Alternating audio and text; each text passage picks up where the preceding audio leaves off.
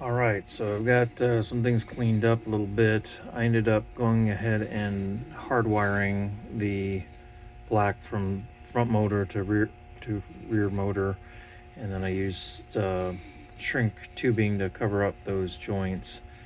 Didn't see why that shouldn't make sense to do that. So here we go. So I'm anxious to get this on the layout and see what the speed is like. So I'll have you join me over there next. All right, let's see what we get here.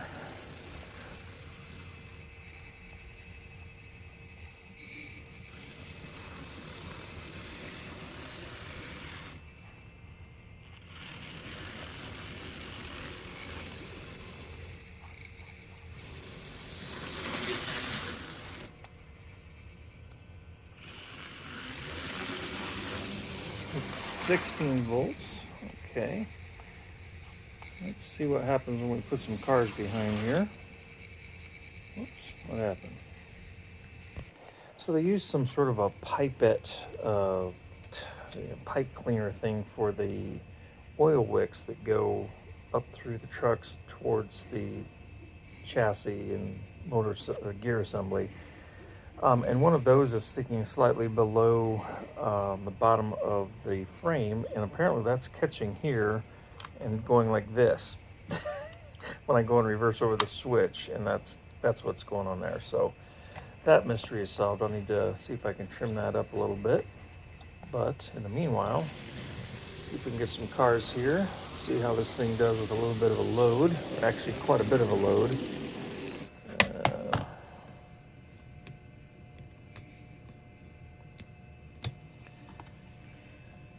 I don't know how the coupler heights are going to be either. They should be okay, but I guess we'll find out in a little bit. Now this is a pretty good load here.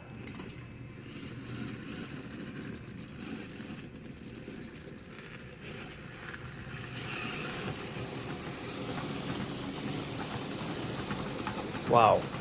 Okay.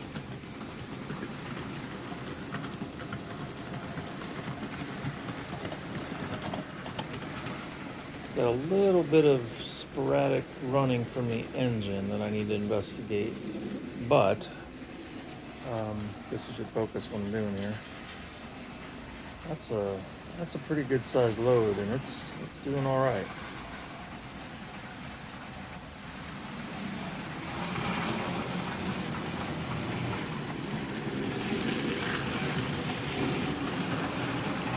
I think the light assembly keeps causing minimal shorts, which is why it's kind of sputtering. But once I get the shell on, we'll find that out for sure.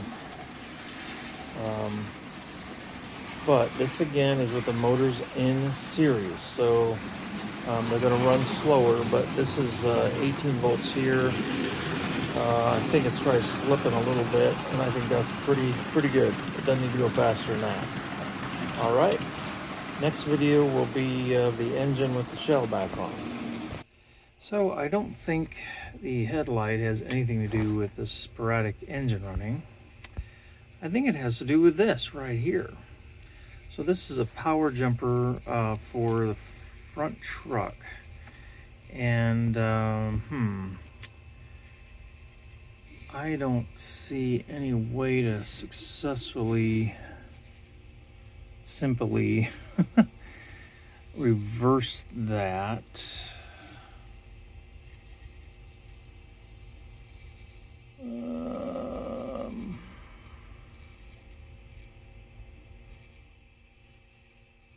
Wait a minute, I got an idea.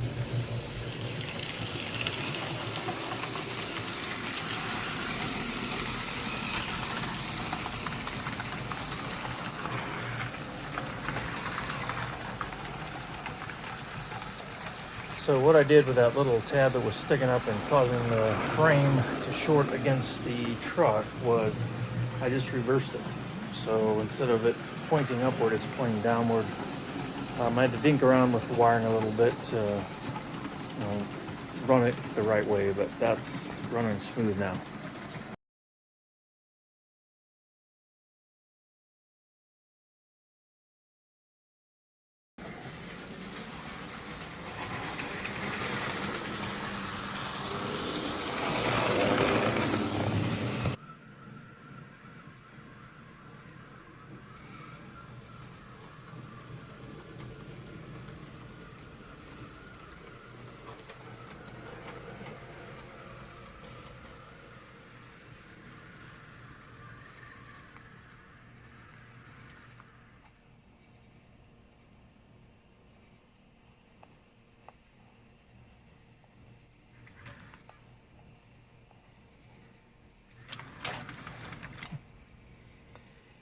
smoothly coupled. And now we're ready to go underway. As you can see, I added the non-powered A unit. Take a couple laps this way, and then I'll add the noise-making B unit. I also shortened the train a little bit. I thought there's no point in working it quite so hard while I'm still trying to make sure everything's dialed in and broken in. I should say it's not even broken in runtime wise, so probably should take it a little bit easy on it. Here we are, this is at 10 volts. And let's go see what our amperage draw is. Again, this is with double cam motors. Oh, it's not gonna show me because I'm using the remote. Okay.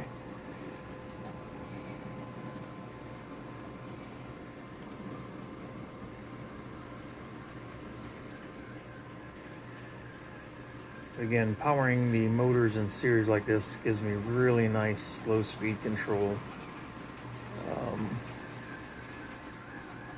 Get down here to 8 volts, 7.5 volts. I think that surging is just due to the fact that, like I said, these motors have not really been run in yet. I did lubricate everything really well, but I think we still need to get some more runtime in.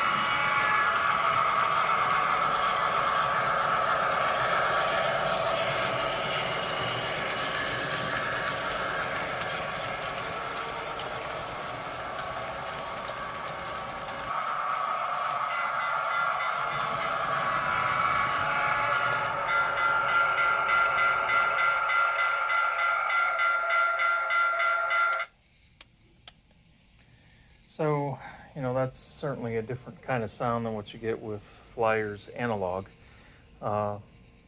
Nice sound, I would say. It's also got a volume control. So what you're hearing right now is factory set. Probably I would want to dial that down a little bit more. It's nice, but it doesn't need to be quite that dominating. And as you heard, there's also bell and whistle.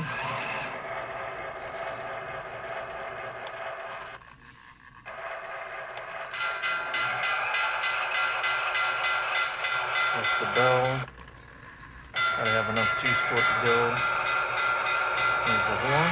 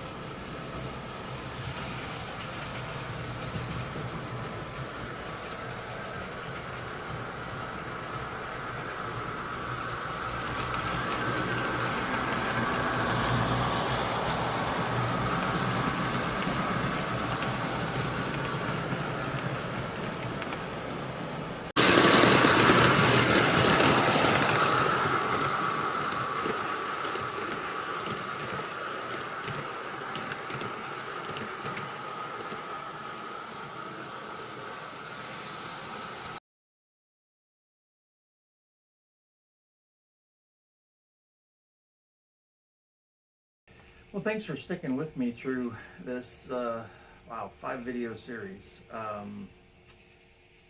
I hope it's been interesting. I hope it's been the kind of content that has kept you coming back wanting more. It certainly has been an interesting journey for me, because it honestly started out as a video of an unboxing, and then when the next hiccup would come along, I'd roll the camera, roll the video, and I'd be really interested in hearing from those of you that have this kind of thing. And by this kind of thing, I'm talking about 1990s, maybe before that, but 1990s-ish American Flyer by Lionel. And what's your experience been like? Have you run into some of this? Have you run into the split worm gears? Again, I've had one or two people suggest that that's pretty common, but I don't know. Have you had issues with the boards, the components on the boards? I'd really be curious to know. At the end of the day, it's hard to say that this isn't an attractive set, that the sound in it coming out of that B unit isn't pretty cool, you know. And that diesel roar that this has, I think, is a lot nicer than the analog that AC Gilbert has. And the slow operation speeds is nice, and of course it's beautiful to look at, and it's not busted up, it's not rusted. I mean, wow, there's some real nice things about this later stuff. But having said all that, one of the things that, in my thinking at least, that's been reinforced is it is very, very important we keep the original AC Gilbert stuff repaired and then in service, because as you all know, I mean, you pull that stuff down off the shelf and maybe you haven't run it for 10, 20, 30 years, put a drop or two of oil here and there and away it goes. And does it work without any maintenance? Of course not. It's mechanical, but it's robust, it holds up, and I just love Flyer. It's larger. You don't worry about things like bad track causing derailments. In fact, it's part of the, like I said, it's part of realism of it. And yeah, the trains are less prototypical in their looks and in their speeds, but boy, you put them on the track and they smoke and they chuff, and the accessories do what they're supposed to when you press a button. I mean, it's interactive, and when people stop by, you don't have to worry about, don't touch anything. In fact, don't even breathe on it because you'll break something. I mean, it's just so well made. And so at the end of the day, I am a bigger American Flyer, AC Gilbert American Flyer fan than I was before this project began. Well, until next time, enjoy those American Flyer trains, and God bless you. Take care. We'll see you. Bye-bye.